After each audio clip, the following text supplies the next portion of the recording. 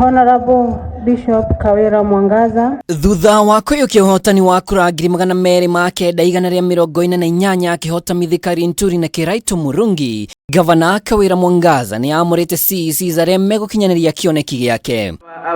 Our county assembly members Akiamura CECs matiganite bunge-ini ya kaunti ya Meru, Gavana Kawira ambiririe na kuruta mukana muhio kuri aria mathukiirwo wira uyu, akimoria maigiririke utungata-ini kwaga uguo maikio nja. Exited by some county employees and called there to account as will not entertain laziness, especially to public servants. Wamurani uyu Gavana Kawira ni amurite muthuriwe ta murugamiriri wa ahuri bicara a gikiro gia thii kana hustlers o udumwe na utafariri wa mihango irahutia mbeu njithi kaunti-ini ino. Wamurani uria utumurite mawoni matiganite. Kuna mwingine hapa akona work experience kuliko wengine wote, na department yake ile ambaye anapewa na serikali ya governor ni mama. Hiyo department haina mshahara.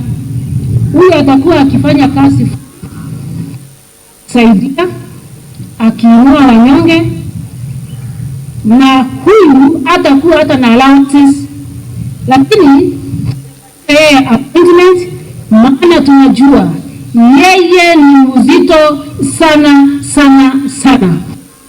Mzito ni His Excellency the first gentleman, Honorable Murugamiriri. Kitengo ambaye nimempatia kitengo cha maana sana, Ambassador Meru Hustlers Ambassador.